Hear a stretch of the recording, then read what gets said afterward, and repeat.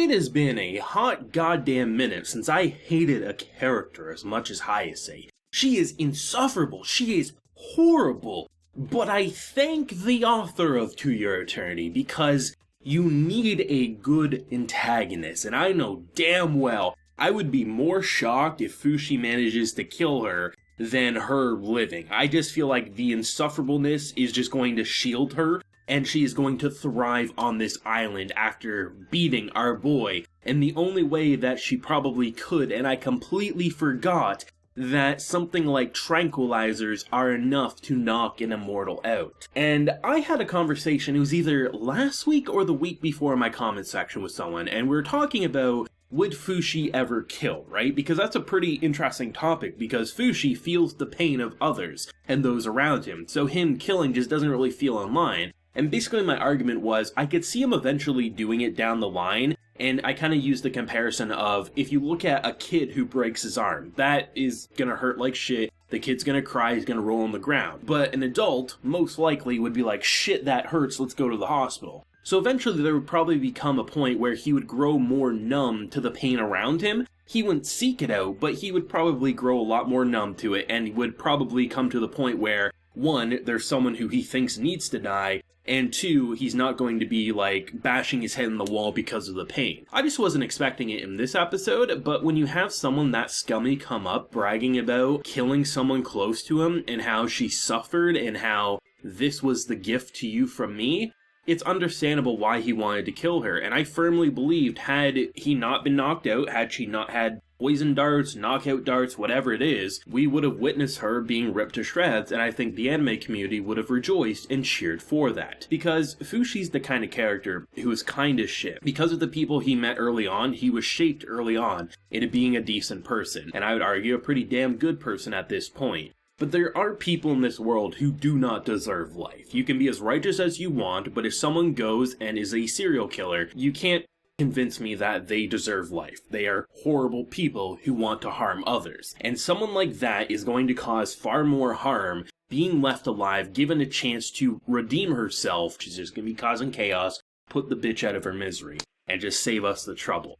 And I was cheering him on. For whatever reason, I think it was just the anger. I think this episode directed it so well that you got as furious as someone like Fushi, and you had no logical, rational thoughts in your mind. At least I know I did. When he was transforming bear to wolf to this or that, I was thinking stab her, kill her, do this or that. There was literally no rationale behind any of my thoughts. And when she knocked him out, I was just distraught. I mean, it's bad enough because this episode was so focused on Tonari's backstory, and pretty much getting the viewer up to speed on what led her to become who she was, and humanize her, right? That's something that this show has always done great. I've said it over the past couple of episodes, that you understand situations shape a character, but given the circumstances and actions that we saw in present day, it's easy to push back against a character no matter how bad her life was. This episode humanizes her, gives her more of a reason, and makes you say, yeah, you took the wrong route to get here, but I can say I hope to see you live another day, go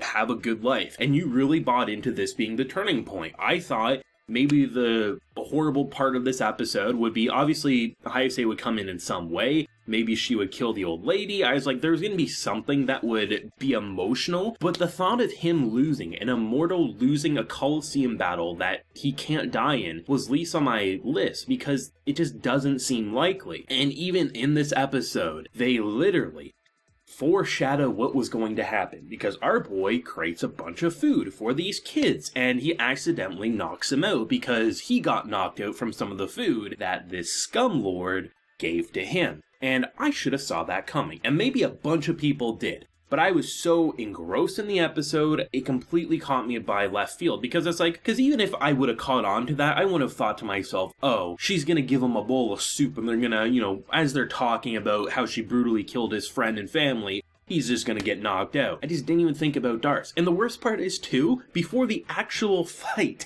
he was given a dart machine, like a blow dart, right? And I'm like, how did I miss this? Hindsight is 20/20, but this episode got me heated. I have yet to be this heated watching To Your Eternity. And I love it, don't get me wrong. The fact that this show can get me so emotionally connected and have me feeling like the spectators in the crowd cheering for death, but it gets you, and I have no idea where we're going from here. I honestly expect Hayase is going to be fine. She's going to live. She's probably going to live till she's a goddamn 100. This is the kind of scumlord who would probably thrive on this island. But if a meteor comes crashing down and dinosaurs her, I wouldn't be mad in the slightest. But to see the backstory of Tonari, I think was very important, and to see the transition of her life from having, honestly, I thought she started out on this island. The fact that she had a pretty good life, father got blamed for a mother's uncertain death. I'm still unsure of what happened there. I'm wondering if we'll ever get clarification, so please no spoilers, but it's an interesting thought because given what we saw on the island with him, I would be not shocked if it was confirmed he actually did kill her, but at the same time there was nothing in the flashback that indicated a bad family life, so it must have been something else. Maybe it was just natural causes and they got blamed for it. Either way,